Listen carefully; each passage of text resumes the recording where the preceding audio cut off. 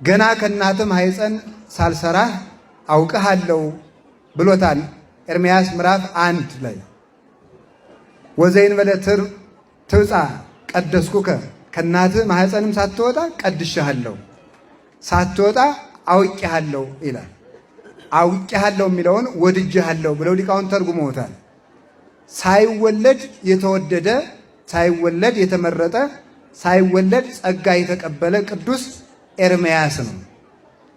ሰው ሳይወለድ እንዴት ጸጋ ይቀበላል? ይሄ በጣም ለሁላችንንም ጥያቄ ሊሆንብን ይችላል። ሰው ሳይወለድ ጸጋ የሚቀበል ከሆነ እኔም ጸጋ ያላገኘሁት እግዚአብሔር ስላልመረጠኝ ነው የሚል ሕሊና ሊነሳ ይችላል። እግዚአብሔር ቀድሞ ለመረጠው ሰው ገና ሳይወለድ ይሰጠዋል። እኔን ደግሞ ስላልመረጠኝ አልሰጠኝም የሚል ሕሊና ሰይጣን ሊያስነሳ ይችላል። ደግሞ ሌላ ጥያቄ እንጨምርበት ከተባለ ደግሞ ምን ይነሳል? ደግሞ አይ እነ ኤርምያስን ገና ከእናታቸው ማኅፀን እንደመረጠ ዛሬም ቢሆን እግዚአብሔር ሊያጸድቀው የወደደውን ቀድሞ የወሰነለትን ያጸድቃል፣ ሊፈርድበት ያሰበውን ደግሞ ቀድሞ ስለወሰነበት ቢጾምም ቢጸልይም ቢሰግድም ጥቅም የለውም የሚል ሐሳብ ሰይጣን ሊያነሳ ይችላል።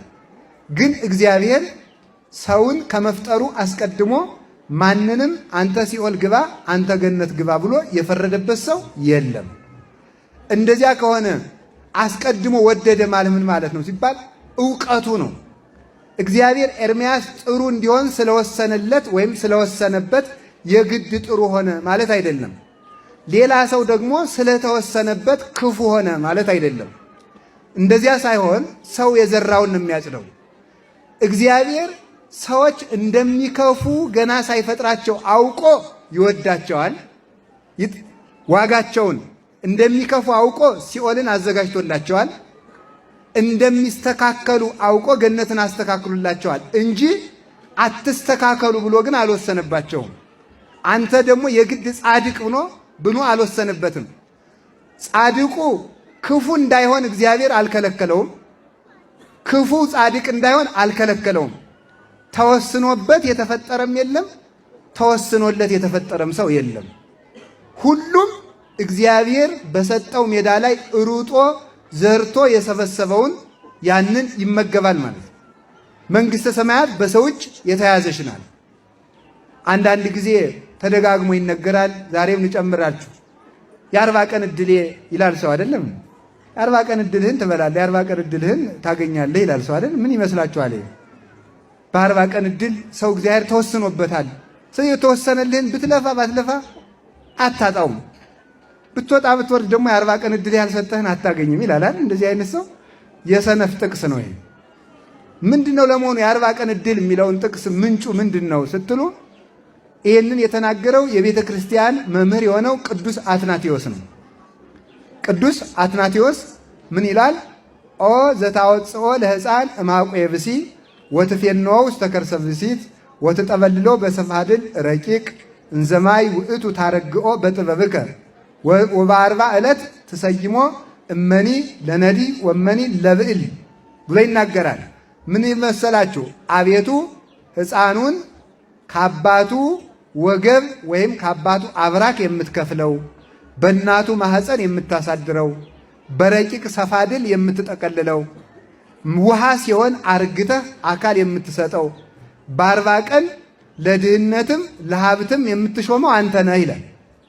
እንግዲህ ጽንስ በተጸነሰ በ40ኛው ቀን በእናቱ ማኅፀን ለሀብትም ለድሃም ለድህነትም ይሾማል፣ ለሲኦልም ለገነትም ይሾማል ማለት ለእውቀትም ለድንቁርናም ይሾማል፣ ለክብርም ለውርደትም የሚሾመው በ40 ቀን ነው።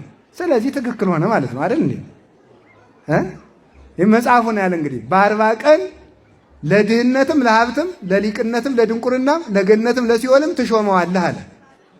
ምን ማለት ይመስላችኋል? አያችሁ፣ መጽሐፍ ዝም ብሎ ተነቦ የማይገባም ትምህርት ቤት የሚገባበት ምክንያት ይሄ ነው። ዝም ብሎ ሳንቲም የያዘ ሰው ሁሉ ዳቦ ገዝቶ መብላት እንደሚችለው ማንበብ የቻለ ሁሉ ጥቅስ መተርጎም አይችልም። መማር ያስፈልገዋል። ስለዚህ ተምሮም እንኳን በጸሎት ካልተያዘ ችግር ነው፣ በትህትና ካልተያዘም ችግር ነው። ታዲያ ምን ይመስላችኋል? በ40 ቀን ለድህነትም ለሀብትም ተሾመዋል የተባለ ቢሰራ የሚበለጽግበትን እጅ ባይሰራ የሚደይበትን እጅ ትሰጠዋለህ ማለት ነው። ስለዚህ በ40 ቀን ለሲኦልም ለገነትም ትሾመዋለህ ማለት ቢሰርቅ የሚኮነንበትን እጅ፣ ቢመጸውት የሚጸድቅበትን እጅ፣ ቢሰግድ የሚጸድቅበትን እግር፣ ወደ ክፉ ቢሮጥ የሚኮነንበትን እግር፣ ቢጾም የሚጸድቅበትን፣ ቢበላ የሚኮነንበትን ሆድ ትሰጠዋለህ ማለት ነው። ስለዚህ አያችሁ አካሉ ተሰርቶ የሚያልቀው 40ኛው ቀን ነው። 40ኛው ቀን ላይ የሰው ልጅ እንደ ጭራ መስሎ በእናቱ ማህፀን አካሉ በሙሉ ተጠቃሎ ከእግር ጥፍሩ እስከ ራስ ፀጉሩ ያለው አካሉ ተሰርቶ ያልቃል። ከዚህ በኋላ 9 ወር ከ5 ቀን በእናታችን ማህፀን ስንኖር አካላችን ያድጋል እንጂ አዲስ አካል አይሰራም። ስለዚህ 40 ቀናችን ላይ ተሰርቶ ባለቀው አካል ብንማርበት ሊቅ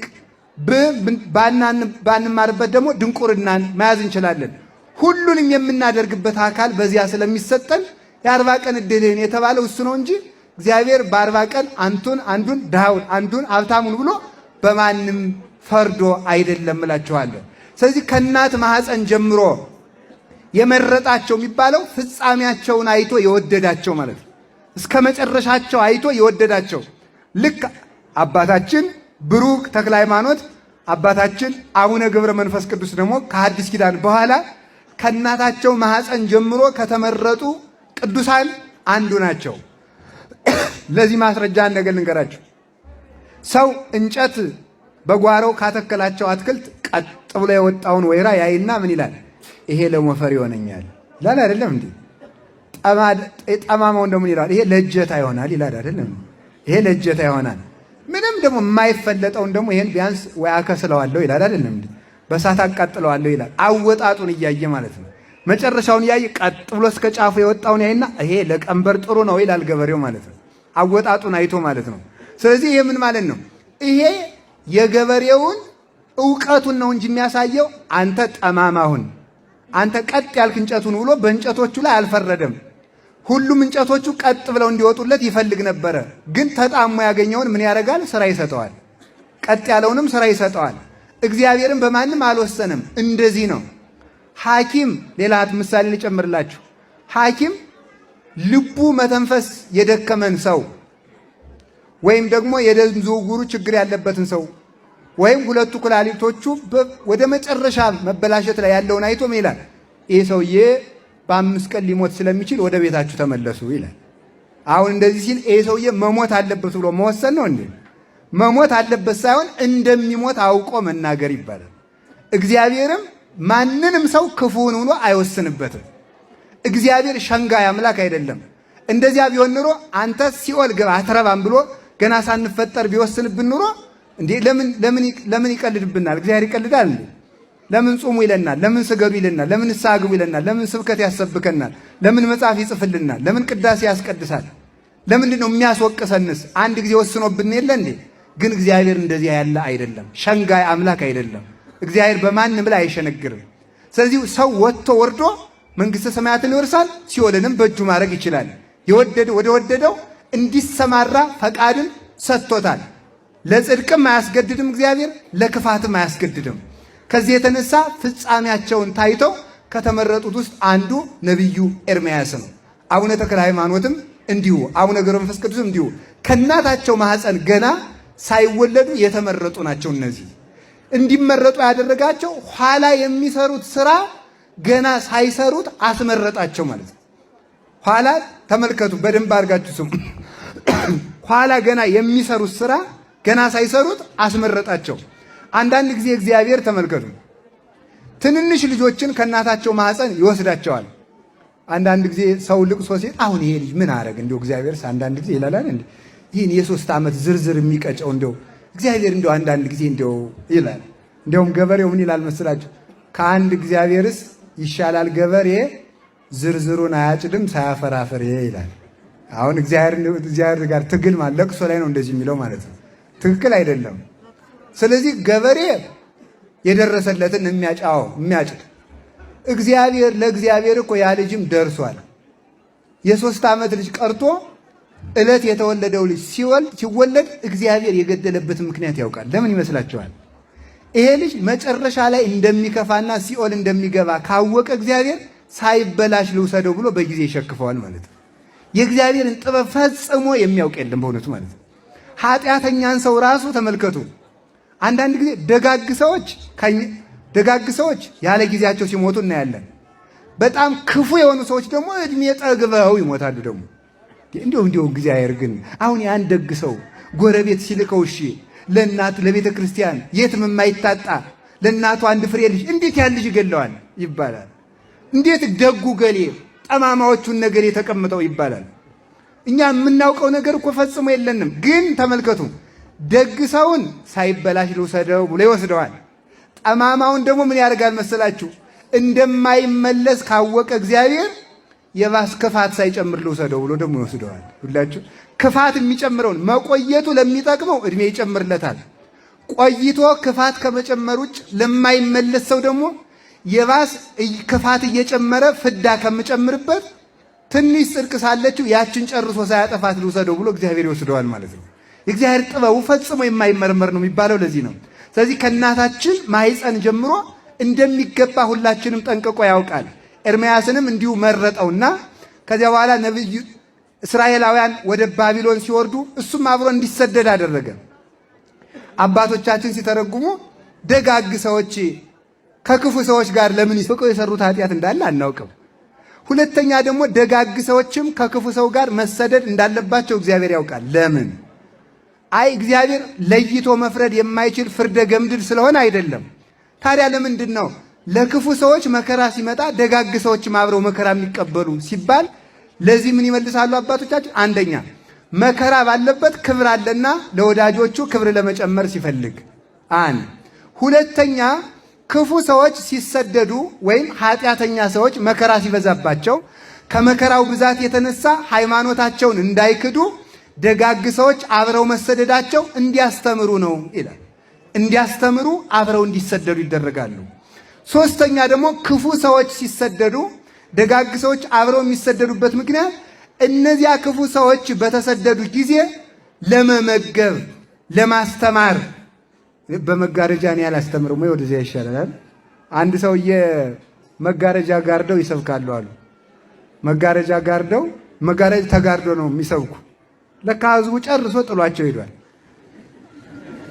በኋላ ጥሏቸው ሄዶ ሲጨርሱ ወስብሐት ለእግዚአብሔር ብለው ይገርማቸዋል እኮ ዘወር ብለው ሲያዩ 3 ሰዎች ብቻ ቆመው ይሰማሉ። ሰው ሁሉ የት ሄዶ ነው? ሄደ እኮ የኔታ ረፍዶ ሄደ፣ ቤቱ ሰው ቤቱን ሄዷል አሏቸው። እናንተስ ለምን ቆማችሁ እንዲያው ሲሏቸው ስለት እንዳለበው ብለን ነው እኛም ላይ ቆም ነው አሉ ይባላል። ስለዚህ ጥላችሁኝ እንዳትሄዱ፣ ጥላዋ ጥብቆ ሲጋርድ ጥሩ አይደለም እንዴ? ማየት አለብኝ እናንተን። እሺ አላችሁ።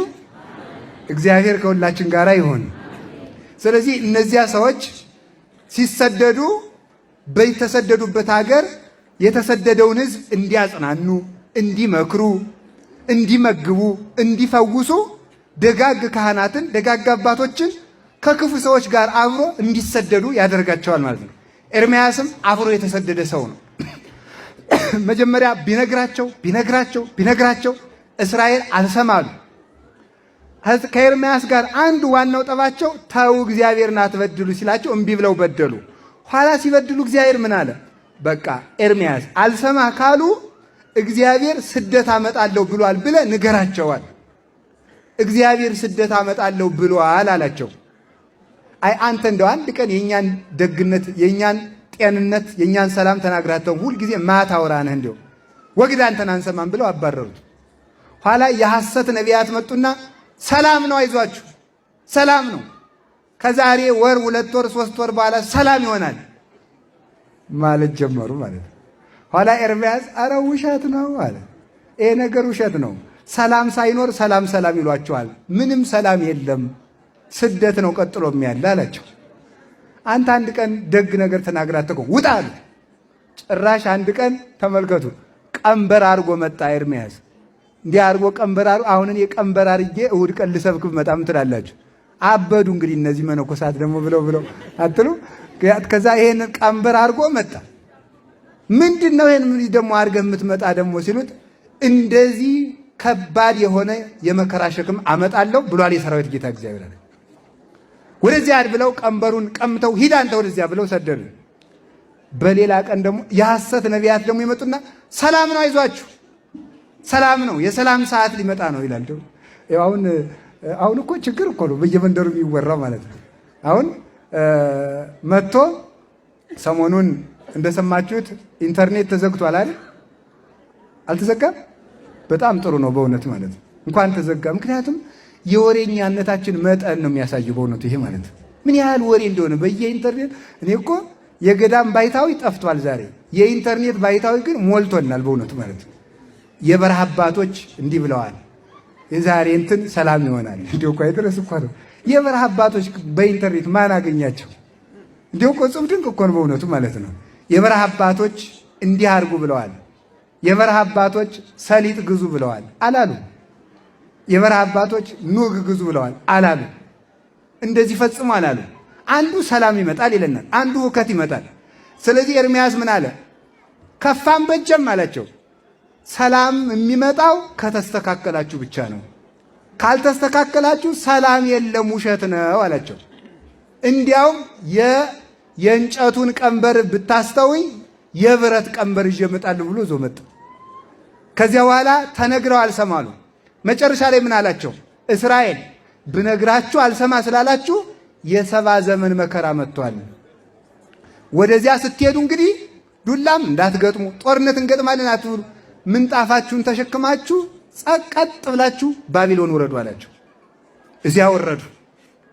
እዚያ ሌሎቹ በውሸት እያጽናኑ በውሸት እየደለሉ አይዟችሁ አይዟችሁ እያሉ ዛሬ ከቤተ ክርስቲያን ሰውን አስወጥተው እንደወሰዱብን መናፍቃን አይዟችሁ ሰላም ነው፣ ስለ ኃጢአት አትጨነቅ፣ ኃጢአተኛ ብትሆንም ችግር የለም፣ ምንም ኦርቶዶክስ ሸክም ናት እያሉ ያቀለሉ እየመሰሉ ሸክም እየጨመሩብን መከራ እያመጡብን ስርዓት እያቃለሉ ሁሉ ነገር አቃለን እኛም ቀለን እንድንናቅ ያደረጉን እንደዚህ አይነት የሐሰት ነቢያት ናቸው።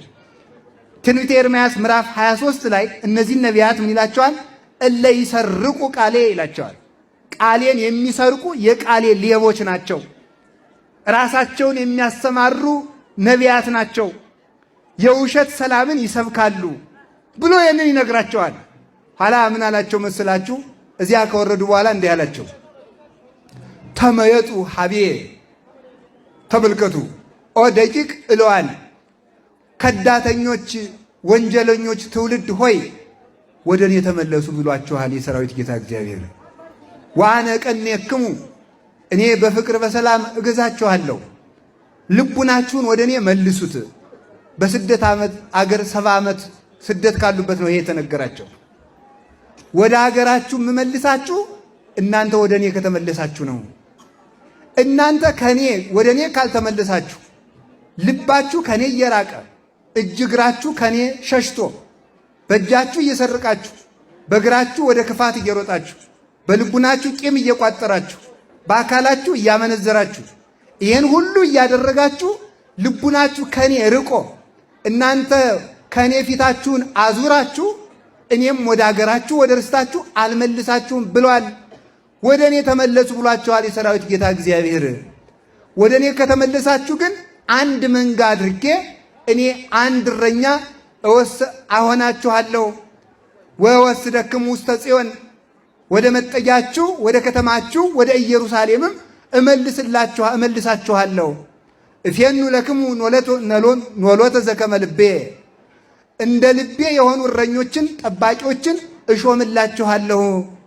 ወይርኡክሙ በጥበብ ወበአእምሮ፣ እነዚያ እኔ የምልክላችሁ እረኞች በጥበብ በእውቀት ያስተዳድሯችኋል፣ ይመሯችኋል። እንደኔ ልብ ያሉ እረኞችን እልክላችኋለሁ አላቸው። እንግዲህ አላችሁ የላችሁም? እረኞች እግዚአብሔር ይህንን ዓለም የሚጠብቅበት 2 እረኞች አሉት።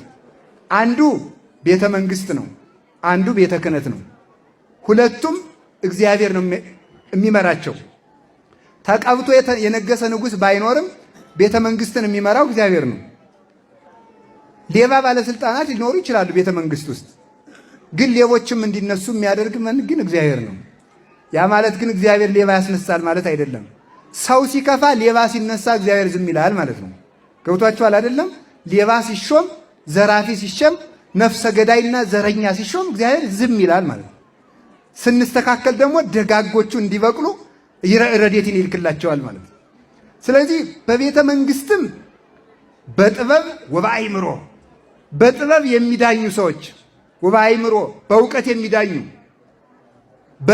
እንደኔ ልብ አድርገው እግዚአብሔር ምን ይላል፣ እግዚአብሔር ይከፋው ይሆናል እያሉ የሚፈርዱ እግዚአብሔርን እያዩ የሚያስተዳድሩ እግዚአብሔርን እያዩ የሚመሩ እግዚአብሔርን እያዩ የሚፈርዱ ለሕዝቡ እንደ እግዚአብሔር ሐሳብ የሚኖሩ ሰዎችን አስነሳላችኋለሁ፣ ዳዊትን ዘሩባቤልን አስነሳላችኋለሁ አላቸው።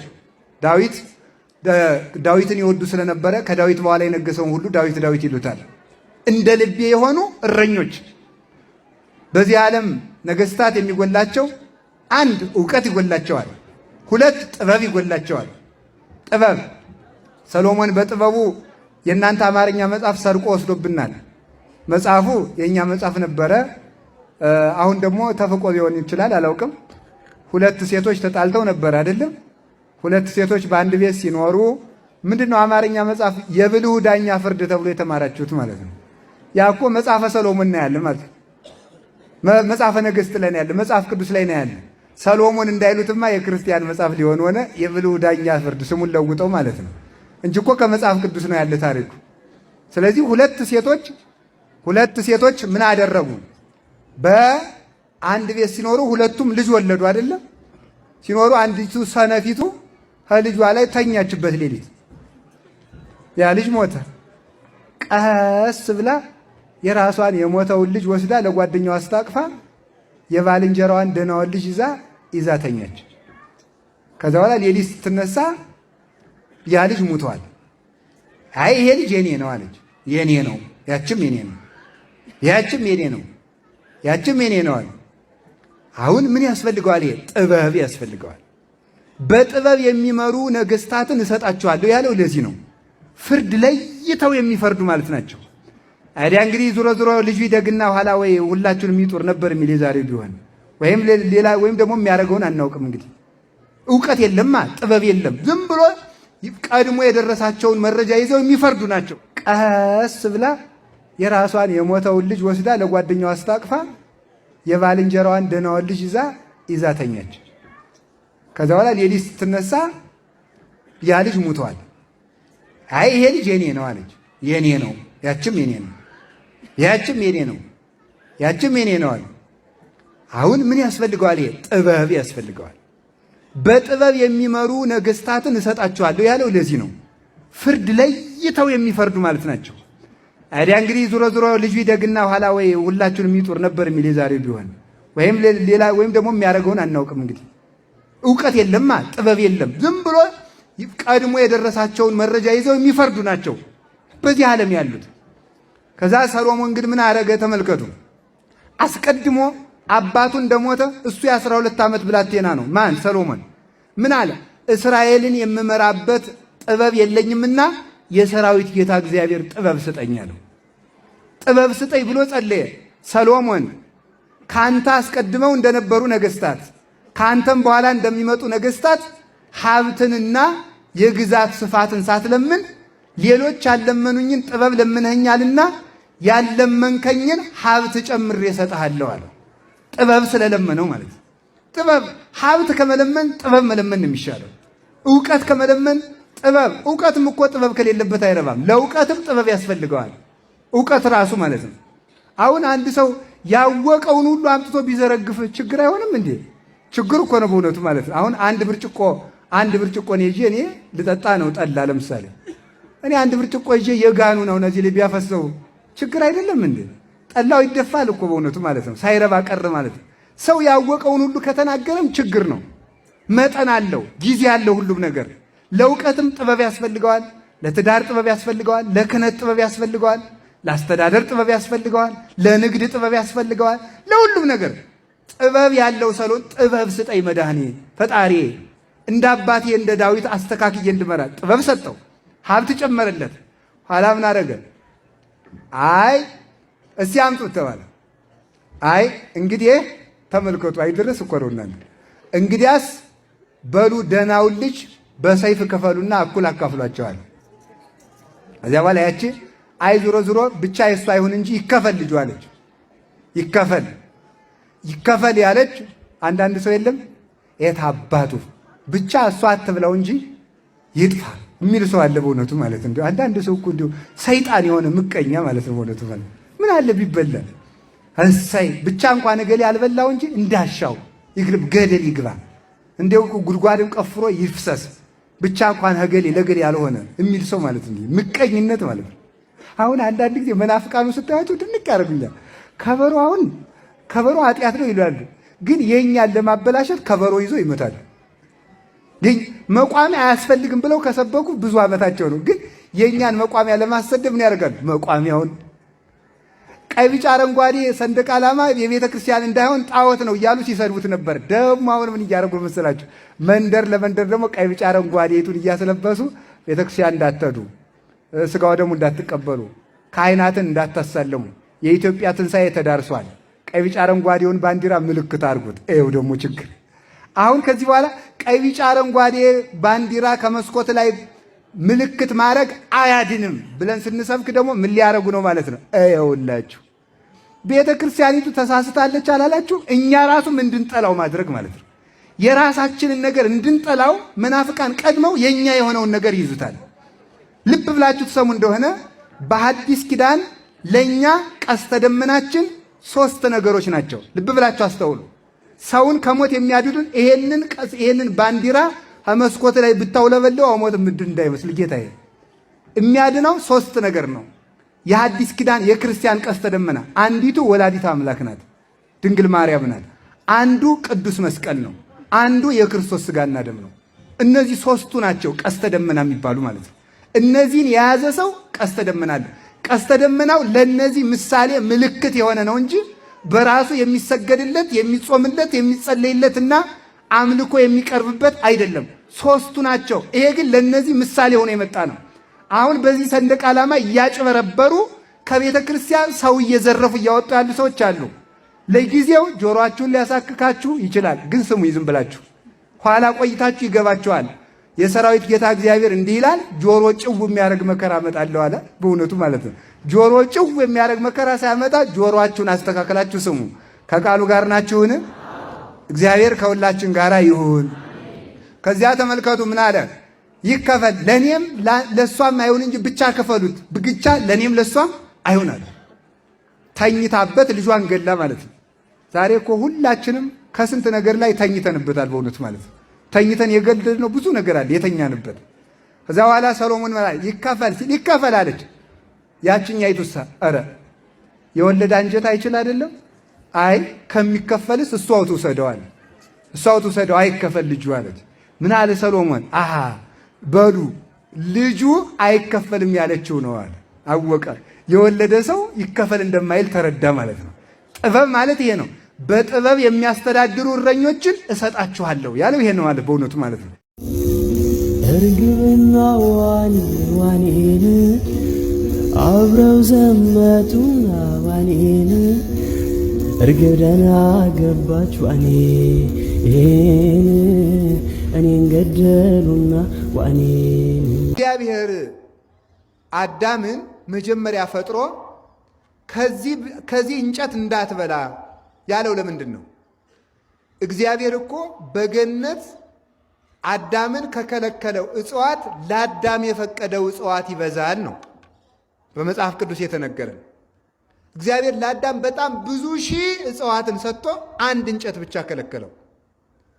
ለምንድን ነው ተብሎ ሲነገር ያችን እንጨት የማይበላት አዳም እግዚአብሔርን በመውደዱ ምክንያት ነው። ያችን እንጨት ሲበላ ግን ከእግዚአብሔር ይልቅ ይችን እንጨት እመርጣለሁ ማለት ነው። በመብል ምክንያት ከእግዚአብሔር ጋር ተጣላ ማለት ነው። እግዚአብሔርን መናቅ፣ እግዚአብሔርን አለማክበር፣ እግዚአብሔርን መጥላት ነው ያችን መብላት። ምክንያቱም እኔን ማክበርክን የማውቀው ይችን በለስ ካልበላህ ነው። እኔን መውደድክን የማውቀው ይችን በለስ ካልበላህ ነው ብሎ ነው እግዚአብሔር ያችን እንጨት የሰጠው። ሲበላ ናቀኝ ብሎ አንተንም ንቄሃለሁ፣ አጋንንት እንዲሳለቁብህ፣ በመንጸፈ ደይን እንድትወድቅ፣ በግራ አጋንንት እንድትጠቀጠቅ አረጋለሁ። አንተ እኔን በአንዲት እንጨት እንዳላከበርከኝ አንተም እኔም አንተን ሰማይና ምድርን የምትገዛ የሰማይ አዕዋፍን የምድር አራዊትን እንድትገዛ የፍጥረት ንጉሥ አርጌ ሾሜ ነበር። አሁን ግን ንቄ የአጋንንት መሳለቂያ ያደርግሃለሁ አለው እግዚአብሔር። ስለዚህ ተመልከቱ፣ ጾም እግዚአብሔርን የማክበር ምልክት ነው። ጾም እግዚአብሔርን የመውደድ ምልክት ነው። በጾም ጊዜ ግን የጾም ሰዓትን ሽሮ እንጀራ መብላት ማለት ከእግዚአብሔር ይልቅ ይህ እንጀራ ይሻለኛል ማለት ነው። ከእግዚአብሔር ይልቅ ይህ መጠጥ ይሻለኛል ማለት ነው።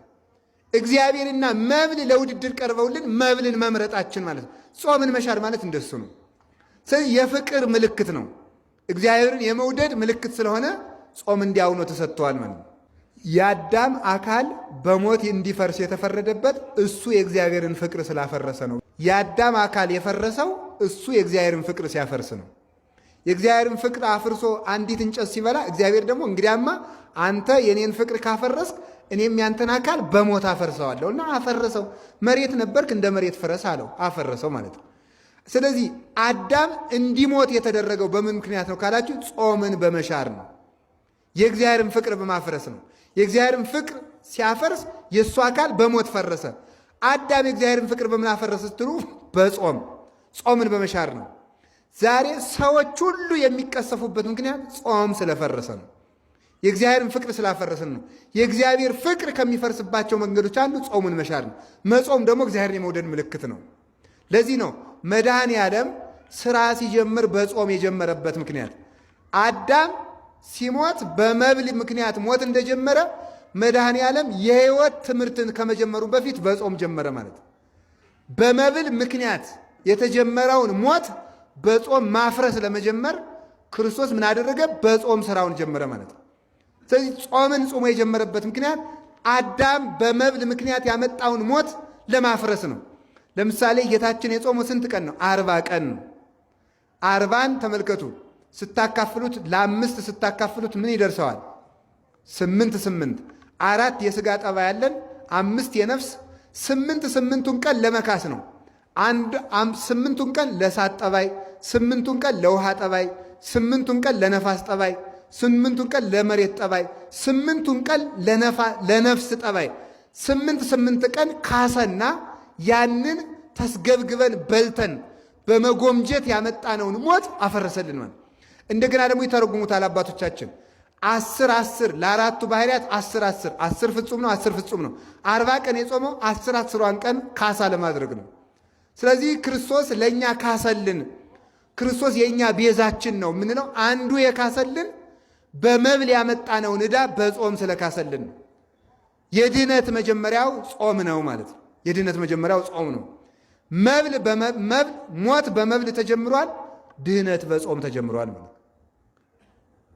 ሞት የተጀመረው በሆድ ነው። ሕይወት የተጀመረው በጾም ነው። ይህንን ለማድረግ ነው። እንዲያውም ጌታ እንዲህ ብሏል እኮ ኦሪት ዘፍጥረት ምዕራፍ 2 ቁጥር 17 ላይ ተመልከቱ። እስመ በጊዜ ትበሉ እምኔሁ ይላል። ተመልከቱ። አሚሃ ሞተ ትመውቱ፣ ከዚህ እንጨት በበላችሁ ቀን ትሞታላችሁ። ኦሪት ዘፍጥረት ምዕራፍ 2 ቁጥር 17 ላይ ከዚህ እንጨት በበላችሁ ቀን ትሞታላችሁ። ሰው ሞትን የሚጠራው ጾም ማፍረስ የጀመረለት ነው። የጾምን ሕግ ሲያፈርስ፣ የጾምን ሰዓት ሲያፈርስ፣ ሰው በጾም የተከለከለውን መብላት ሲጀምር ሞትን እባክህን ዛሬ መጥተህ ከኔ ቤት እደር ብሎ ሞትን እየጠራው ነው። ሰው ሞትን መጥራት የሚጀምረው ጾም በማፍረስ ነው።